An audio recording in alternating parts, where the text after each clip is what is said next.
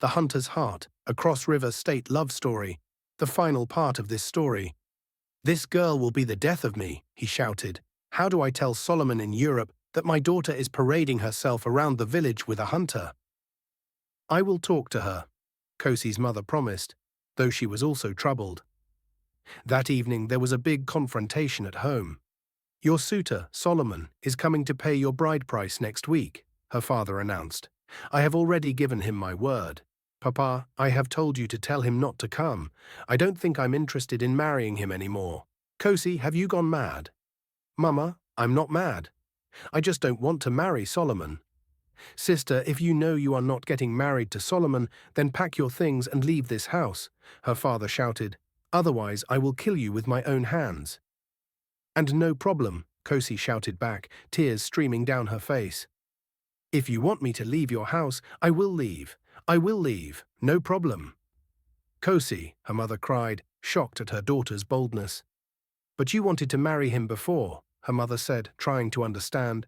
"So what has changed now?" "What happened?"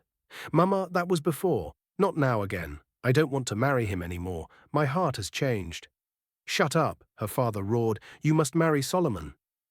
"Do you know how many suitors, good potential suitors, you turned down just because of this nonsense?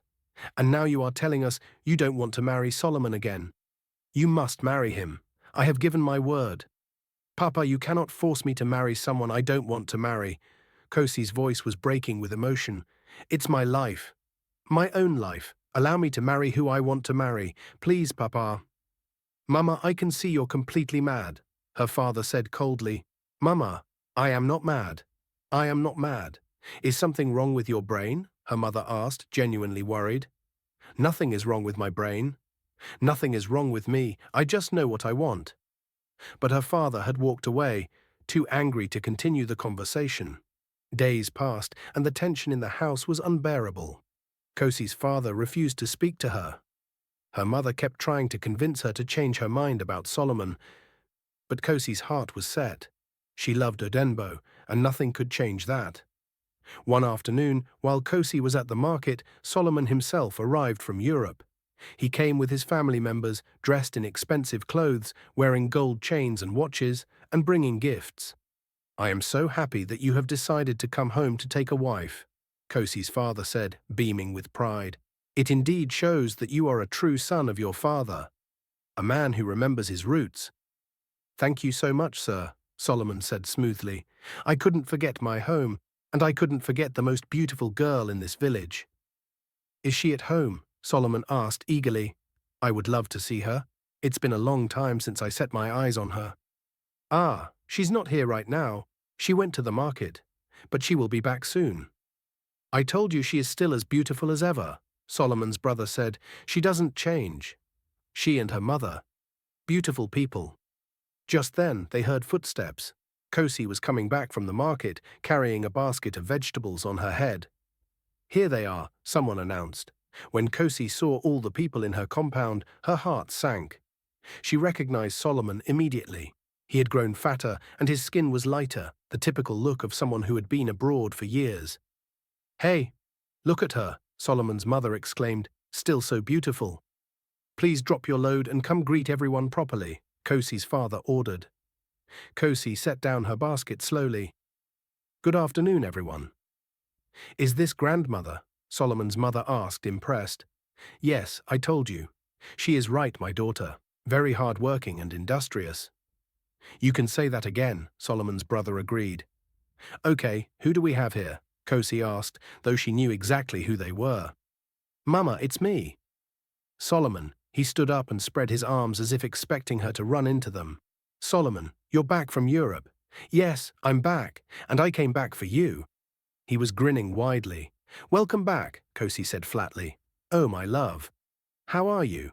Solomon moved toward her, but she stepped back. "Fine. My love, I bought some good things from Europe for you. Many things. Clothes, shoes, perfume, everything. Thank you." At this point, Kosi's father decided to break the news formally. "Kosi, you know Solomon, of course. He is not a stranger to you. Both of you were very close, like 5 or 6 years ago, before he decided to travel to Europe for greener pastures." "Yes, Papa, I remember." Good. He's back now, and to God be the glory, he has made it big. And he has decided to take a wife. Yes, yes, Solomon's family chorused. And as it is, he said you are the chosen one. The only one he wants. Exactly. No one else but you, Solomon added enthusiastically. And for your information, her father continued, I have already given him my consent. So the only thing remaining is for him to decide the date of the wedding. There was a heavy silence. Everyone was looking at Kosi, waiting for her to jump with joy, but instead her face was serious. Papa, she said quietly, what about my own consent? Is it not important as well? Her father laughed nervously. Your consent? I know you will marry Solomon. I know you can't say no to marrying Solomon. Tell me, which right-thinking young woman wouldn't want to marry a young, successful, nice man like Solomon who lives in Europe? Nobody. Nobody would refuse such an opportunity. Kosi took a deep breath. Her heart was pounding, but she knew she had to speak the truth. Well, Papa, if you must know, I have accepted to marry another man. The compound went completely silent. You could hear a pin drop. You have done what? Her father asked, his voice dangerously low. Yes, Papa. I have accepted to marry Odenbo the hunter. He is such a good man. Mama, what? What is wrong with you? Her mother cried out, standing up. What? Why are you doing this to us? Are you trying to kill us? Mama, my heart is for him. Kosi's voice was filled with emotion. He's the man I want to be with. He gives me joy. He makes me happy. When I'm with him, I feel like I'm alive again. I feel complete. I feel loved. What has come over you? Her father shouted. Why have you decided to put shame upon this family? Why? Solomon and his family stood up, deeply offended and embarrassed. We are leaving, Solomon's brother said coldly. No, no, please. Call them back. Don't go, Kosi's father begged, running after them. My daughter doesn't know what she's saying. Please come back. But they were already gone, their faces dark with anger and humiliation. After they left, the compound erupted into chaos. Kosi's father was shouting. Her mother was crying. Her younger siblings were scared and confused. You have disgraced this family, her father screamed. You have brought shame upon our name. How will I face people in this village now? Kosi was crying too, but she stood her ground. Papa, I'm sorry for embarrassing you, but I cannot marry someone I don't love. I just cannot do it. Meanwhile, at Solomon's house, he was pacing back and forth, unable to believe what had just happened. I can't believe this, he kept saying. I can't believe that this girl actually turned me down because of that village hunter. What has that hunter done to her? What kind of charm has he used?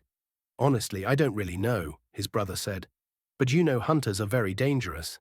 I won't be surprised to hear that Odenbo has used juju to hypnotize her. That must be it. I don't believe in those things, Solomon said. From the way she was talking, she sounded like she's genuinely in love with that guy. This is painful, very painful. Look, I would love to meet this guy, Solomon said after a moment. I want to see what is so special about him. Are you serious? Yes, in fact, I have an idea. Solomon's eyes became calculating. You see, I tried doing the talking with my mouth, and I didn't get the desired result. I think I should let my money and my power do the talking for me this time. I believe we'll get a better result. You're right. Money talks. Let's show this village hunter what real money looks like. The next day, Kosi went to see Odenbo. She needed to tell him what had happened. You mean Solomon came back from abroad to marry you? Odenbo asked, his heart sinking. That's what he said. But I told them no. What did you say to them? As if you don't know. I told them I've accepted to marry someone else, you. And I said nothing in this world will ever make me consider Solomon. That's what I told them. Odenbo felt like crying with relief and joy. You really said that? Yes, I did. Oh, Kosi, I love you so much. I love you too, Odenbo. Don't mind them. They can all go and marry themselves in this village if they want. I have made my choice. They embraced, and Kosi felt safe in his arms. This was where she belonged, but their peace didn't last long. A few days later, Solomon came looking for Odenbo. He came with his brother and several other people, making sure there would be witnesses to what he planned to do. Hold it there, Solomon shouted when he saw Odenbo walking through the village. Yes. Finally, the long-awaited European-based money man, loaded Solomon, is back. And I have come for you. Odenbo stopped walking and turned to face him. A crowd began to gather. So you are the hunter that has been taking away sleep from my eyes, Solomon said loudly, walking toward him. I don't understand what you mean, Odenbo replied calmly. You are the hunter that has been taking away peace from my eyes, the one who has been deceiving Kosi. Kosi, who had heard the commotion, came running. Solomon, I have told you that I cannot marry you. I've made my choice open and clear to you that I want to be with Odenbo. My love, you're calling this one a choice. Solomon laughed mockingly. This poor village hunter is your choice. Yes, my choice. Baby, you are suffering yourself. This is not a choice, this is poverty. Accept me. Listen, allow me to take you around the world. Baby, let me show you how the world looks. London, America, Paris, anywhere you want to go. Exactly, his brother added. Allow him to pamper you and give you the best of life. Solomon pulled out a thick wad of money from his pocket and started waving it in the air. Look at this money. See money. You see this money? This is what I'm talking about. Real money, not bushmeat, not poverty. He turned to Odenbo with contempt. Listen, guy, you have to make money first. Has this hunter even crossed the border of this state? Have you even been to Calabar City? Don't even say a word. I am by far better than you.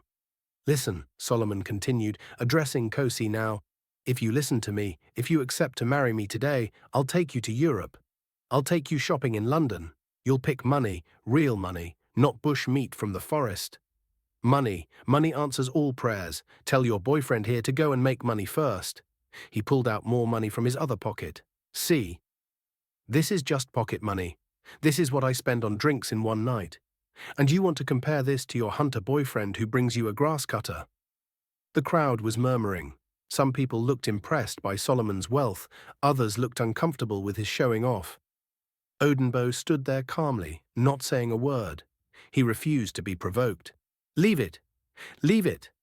Kosi was trying to pull Solomon away. Just leave us alone. Listen, my brother, Solomon said to Odenbo, pointing his finger at him. You're lucky today. You're very lucky that I am in a good mood, but I will come back for you. If you know what is good for you, stay away from Kosi. At least let this money change your life. Look well at this opportunity. Don't miss your chance. Let's go, his brother said, pulling Solomon away. We've said enough. As they walked away, Solomon shouted back, Hungry boy. Poor hungry boy, enjoy your poverty. After they left, Odenbo stood there, feeling humiliated. The crowd slowly dispersed, some of them laughing, others pitying him. Kosi came to him, tears in her eyes. I'm so sorry, Odenbo. I'm so sorry for what he said to you. It's okay, Odenbo said, though his voice was tight with emotion. It's okay. But it wasn't okay. Odenbo went home that day, feeling lower than he had ever felt in his life. Solomon's words kept echoing in his head. Poor hungry boy. Make money first, you have nothing to offer. His mother saw his face when he came home. What happened, my son?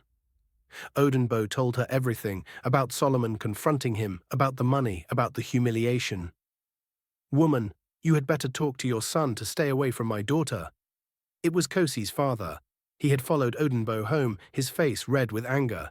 You people are looking for trouble in this village. Excuse me. Odenbo's mother stood up, her own anger rising. Did you just walk into my compound to threaten my son? If you have not noticed, my son is a full-grown man.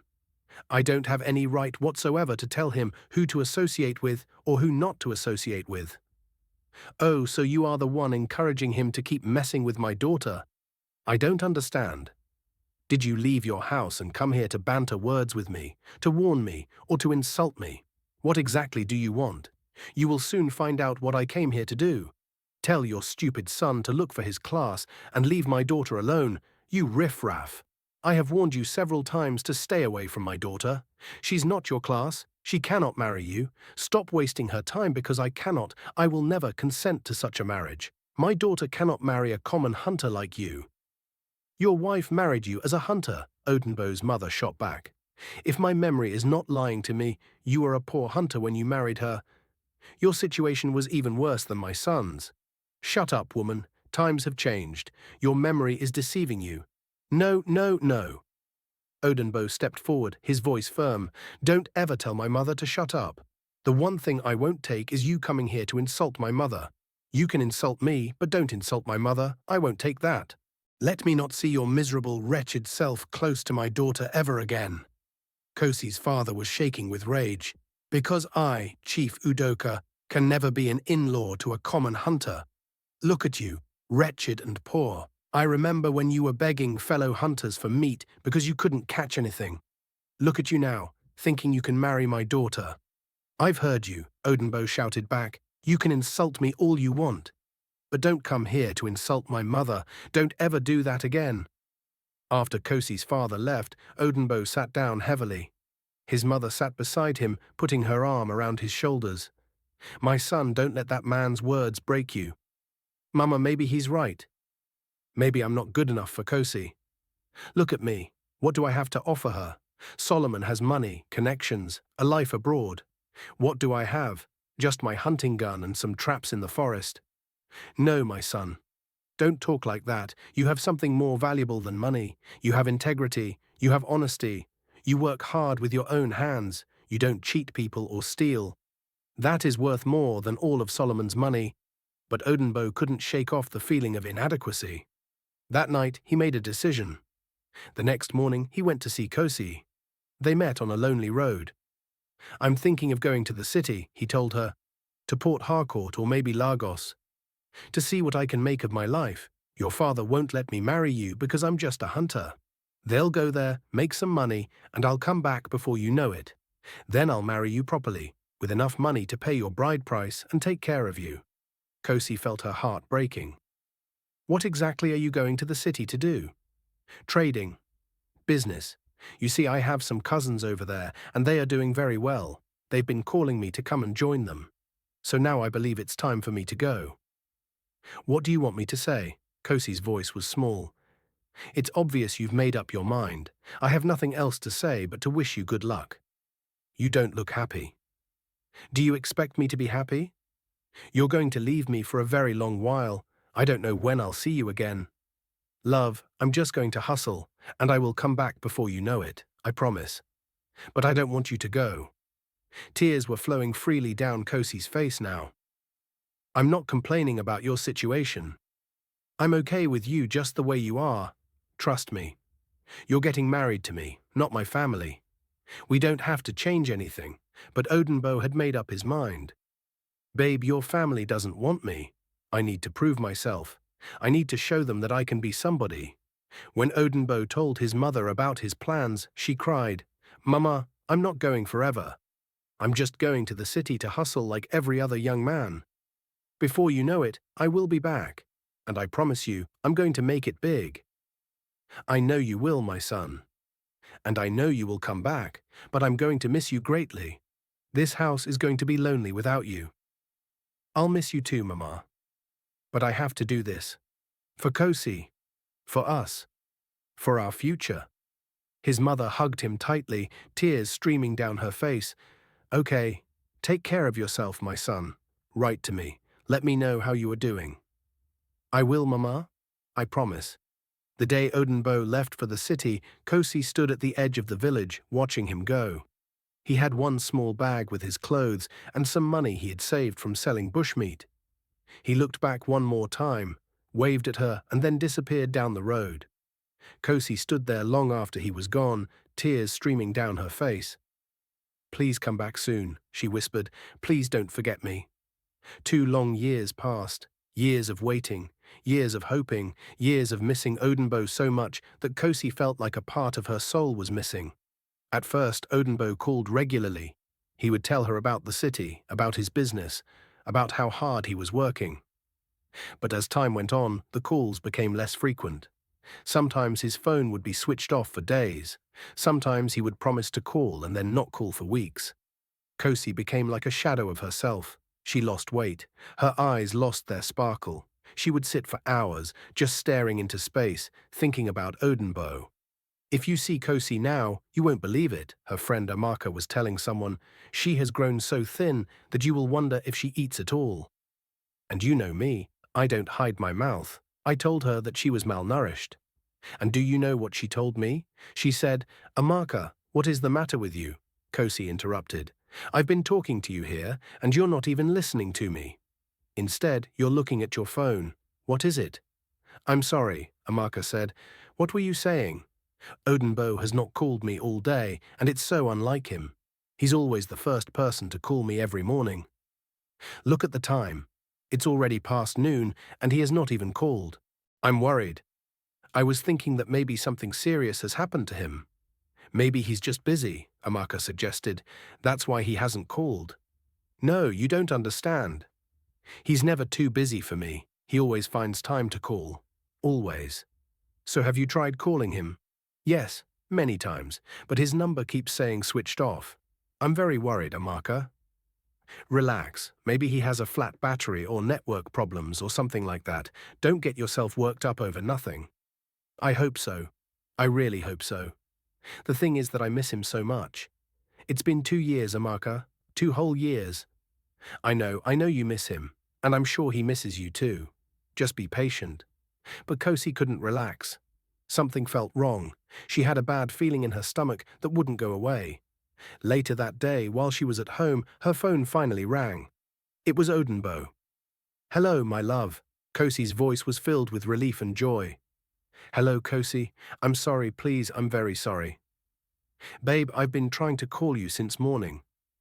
You got me so worried. I know, I'm so sorry. My phone went off and refused to come on.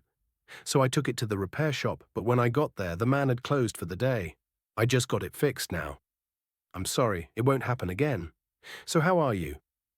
I was so worried about you. I'm fine. Don't worry about me. And you? How are you? I was worried, but I'm fine now that I've heard your voice. How is business? Business is moving small. Not bad. We're managing. That's good. When are you coming home, my love? There was a pause. Soon, Kosi. Very soon. You've been saying soon for the past 6 months now. I know, and I'm sorry. But I need to make a little more money first. Just a little more, and then I'll come back for you. I promise. After they hung up, Kosi felt a bit better, but the unease in her stomach didn't completely go away. Several months later, it has now been almost 3 years since Odenbo left. Kosi had become a shell of her former self. People in the village whispered about her. Some pitied her. Others said she was foolish for waiting for a man who might never come back. Solomon had married someone else, a fair-skinned girl from the city. They heard he was doing well in Europe with his wife. Every time someone mentioned it, it was meant to make Kosi feel like she had made a mistake. But Kosi didn't care. Her heart was still with Odenbo. One day, Solomon's brother, who had always been bitter about Kosi's rejection, saw her at the market. He couldn't resist taunting her. Look at you, he said loudly, making sure other people around could hear. You're still here, waiting for that stupid idiot who traveled to the city 3 years ago to hustle. Meanwhile, my dear brother Solomon is now happily married. He just bought a brand new SUV for his wife. And very soon, his wife will be joining him in Europe to live the good life. Solomon's brother continued mocking Kosi at the market. Whereas you stay here aging, growing old, waiting for that stupid fool. Look at you. Nobody wants to marry you now. You are like a rejected stone. You are a very stupid man, Kosi shouted back, tears streaming down her face. You are not married either. You are old. No girl wants to marry you in this village. Look at yourself before insulting me. She ran home crying, her heart breaking into pieces. That evening, Kosi sat alone in her room. She was tired of waiting, tired of hoping, tired of fighting with her family. She picked up a pen and paper and began to write a letter to Odenbo, pouring out all her pain and love. My dearest Odenbo, I don't know if you will ever read this letter, but I need to write it. I need you to know that I have waited for you faithfully. Every single day for 3 years, I have thought of you. Every morning, I wake up hoping today will be the day you return. But I am tired now. My body is tired. My heart is tired. My father still refuses to accept you. The whole village laughs at me. They say I am foolish for waiting for a man who has forgotten me. Have you forgotten me, Odenbo? Sometimes I wonder. But even if you have, I cannot forget you. You are in my heart forever. Please come back. or at least send word that you are alive and well. I love you more than life itself. Your Kosi." She folded the letter and put it under her pillow, too sad to even cry anymore. The next morning, Kosi woke up to the sound of noise outside. People were shouting excitedly. She dragged herself out of bed and went outside. "Kosi, Kosi." Amaka was running toward her house out of breath. "You won't believe it. You won't believe it. What is it?" "Odenbo is back. He's back in the village." Kosi's heart stopped. "What? Are you serious?" "Yes, I just saw him getting down from a bus at the junction. He has a big bag and he's asking people where your house is." Kosi didn't wait to hear more. She ran. She ran faster than she had ever run in her life. Her thin legs carried her through the village paths, her wrapper flying behind her. People stared as she passed, but she didn't care. And then she saw him. Odenbo was standing at the village entrance, looking around. He had changed. He looked more mature, more confident. He was wearing city clothes. But when he saw Kosi running toward him, his face broke into the biggest smile. "Kosi! Odenbo!" They ran into each other's arms, both of them crying. Odenbo held her tight, feeling how thin she had become, and his heart broke. "I'm sorry," he kept saying. "I'm so sorry I took so long. I'm so sorry." "You came back," Kosi sobbed. "You came back. That's all that matters. You came back to me." A crowd had gathered, watching the emotional reunion. Even some people who had mocked Kosi felt tears in their eyes. Odenbo's mother came running, crying with joy. My son, you're home." They spent hours catching up. Odenbo explained everything. Yes, he had gone into trading. Yes, he had worked very hard. He had saved money, not as much as Solomon, but enough. Enough to take care of a family. Enough to pay the bride price. Enough to build a small house. "But that's not why I came back," Odenbo said, holding Kosi's hands. "I came back because I realized something. I was chasing money to prove myself to your father, to prove myself to this village. But the only person I needed to prove myself to was you. And you already accepted me, just as I was. I was a fool to leave you for so long." "So what do we do now?" Kosi asked. "My father still doesn't want us together." "Then we'll convince him. And if we can't convince him, we'll find another way. But I'm not leaving you again. Never again." The next day, Odenbo went to Chief Udoka's house. This time, he didn't go empty-handed. He brought his savings, wrapped respectfully. He brought elders from his own family. And most importantly, he brought his dignity and his truth. "Sir," Odenbo said to Chief Udoka, "I know you don't think I'm good enough for your daughter. And maybe you're right. Maybe I'm just a hunter who went to the city and came back, still not rich like Solomon. But I love your daughter with everything in me. And she loves me. I will work hard every day of my life to make her happy. I will respect her, protect her, and provide for her to the best of my ability. That is my promise to you." Chief Udoka was quiet for a long time. His wife was crying softly in the corner. She had seen how much Kosi had suffered, how thin she had become, how the light had gone out of her eyes. "Chief," one of the elders said gently, "remember when you were young? Remember when you were just a hunter and everyone said you weren't good enough for your wife? But she waited for you. She believed in you. And look at you now. Don't you think your daughter deserves the same chance at happiness?" Chief Udoka looked at his wife. She nodded at him through her tears. Finally, he spoke. "Young man, I have been hard on you. Too hard, maybe. My wife reminds me that I was once like you, a poor hunter trying to prove himself. And her family rejected me too. But she stood by me." He paused. "If my daughter loves you this much, that she nearly died waiting for you, then who am I to stand in the way of true love?"